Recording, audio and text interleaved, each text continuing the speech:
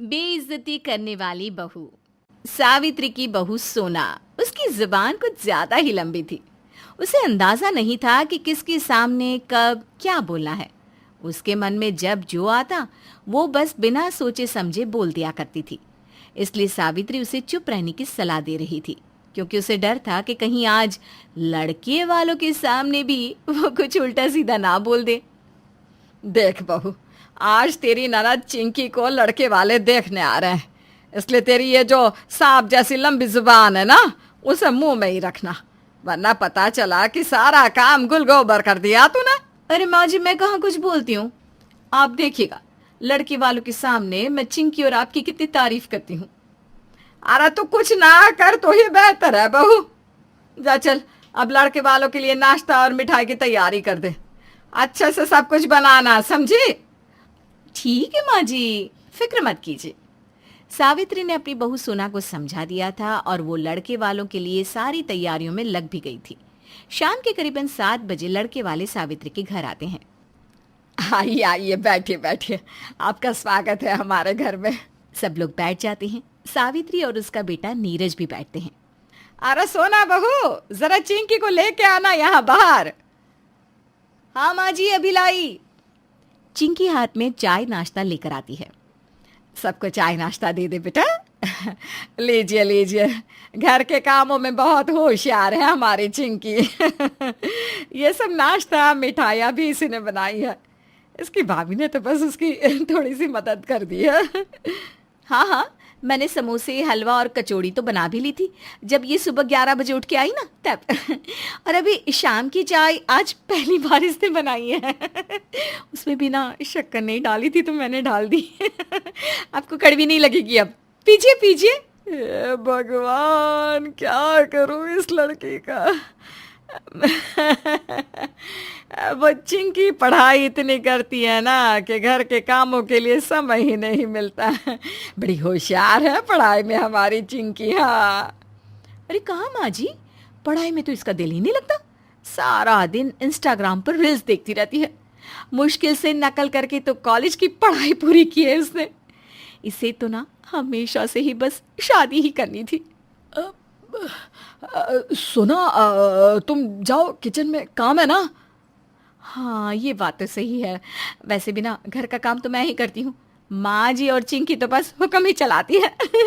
जाती हूँ मैं। अरे कहाँ से ले आया है तू इसे नीरज, सबके सामने हमारी बेइज्जती करा दी। लड़के वालों के सामने सोना की बातों से चिंकी का इंप्रेशन कम हो गया और लड़के वालों ने रिश्ते से मना कर दिया, जिससे सावित्री और चिंकी सोना पर बहुत ज्यादा गुस्सा थी। भाभी, आप चुप नहीं रह सकती थी, क्या जरूरत थी इतना सब बोलने की। अरे मैंने तो कुछ कहा भी नहीं है। मैंने कहा कि तुम 12 बजे से पहले उठती नहीं। मैंने उन्हें ये भी नहीं बताया कि तुम्हें गर्म पानी करने के लिए भी एक और इंसान की मदद की जरूरत पड़ती है। अरे मैंने तो उन्हें ये भी नहीं कहा कि तुम इतनी आलसी हो कि कभी कभी नहाती भी नहीं हो। बोलिए ना माँ जी, मैंने ऐसा कुछ भी कहा क्या? नहीं कहा ना? माँ, तुम ही झेलो अपनी बहू को। कर दिया ना नाराज उसे। देख, अरे क्यों करती है तू ये सब? अरे कोई नहीं माँ जी, अभी कमरे में जाकर पिज्जा मंगवाएगी और सहेलियों से फोन पे बात करेगी ना तो ठीक हो जाएगी। भगवान, क्या करूं मैं तेरा।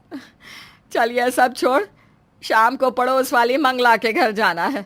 उसको पोता हुआ है तो दोनों चलेंगे, ठीक है? बच्चे को शगुन भी दे आएंगे। ठीक है माँ जी। शाम को सोना और सावित्री पास वाली मंगला काकी के घर आते हैं, जहाँ 2 और पड़ोस की औरतें भी खड़ी थी। अरे तुम दोनों भी यहाँ हो? हाँ, हमने सोचा हम भी मंगला को पोती की बधाई दे दें और शगुन भी। अच्छा चलो, अच्छा है, सब साथ में ही आ गए। ला मंगला, जरा मुन्ने को हाथ में दे, देखो तो सही इसका प्यारा सा मुखड़ा। क्या माँ जी, आप भी ना? अभी तो आप कह रही थी कि मुन्ने का चेहरा भी बिल्कुल मंगला काकी की तरह अमावस्या का चांद है। अरे क्या मजाक कर रही है बहू? मैंने कब कहा? बिल्कुल पगली है ये भी, सच में। सावित्री की दोनों पड़ोसन आपस में हंसने लगती है। मंगला, ये ले मुन्ने का शगुन। कितना दिया है शगुन में? सावित्री, मैंने और कमला ने तो 500 का शगुन दिया है। हाँ, तो मैंने भी अच्छा खासा ही शगुन डाला है। हाँ। हाँ, माँ जी ने तो काफी अच्छा शगुन डाला है, सच में। कह रही थी मंगला ने मेरे बेटी की शादी में 100 रुपये ही दिए थे, तो उसे भी तो पता चले कि हम खानदानी रईस हैं। सावित्री की दोनों पड़ोसन कमला और गोदावरी हंसने लगती है और मंगला उसे गुस्से से देख रही थी। सत्यानाश हो तेरा बहू। वो वहां से बाहर आ जाती है बहू का हाथ पकड़कर। हाय रे मेरी फूटी किस्मत, जो नीरज ने तुझसे शादी कर ली।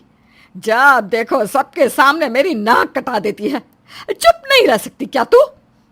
माँ जी, मैं तो कुछ कहती भी नहीं हूँ, आप भी ना खामखा। सावित्री सर पर हाथ रख लेती है। सोना के मुंह फट होने के कारण कई बार सावित्री को शर्मिंदा होना पड़ता था, पर सावित्री के लाख समझाने पर भी सोना कहाँ समझने वाली थी।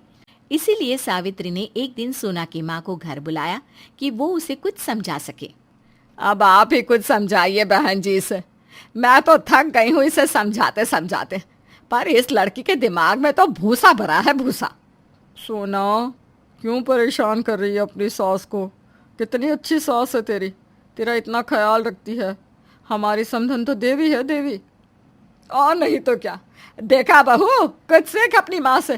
कितने अच्छे विचार हैं उनके मेरे बारे में। और एक तू है कि उनसे ही तो सीखा है। वही तो कहती हैं कि तेरी सास कुछ करती धरती तो है नहीं, बस बैठ के हुक्म चलाती है। ना खुद कुछ करती है, ना ही बेटी को कुछ सिखाया है। दोनों बस पानी में भैंस की तरह बैठी रहती हैं। ये क्या बोले जा रही है तू? सुनो, मैं आपको भैंस लगती हूँ समधन जी?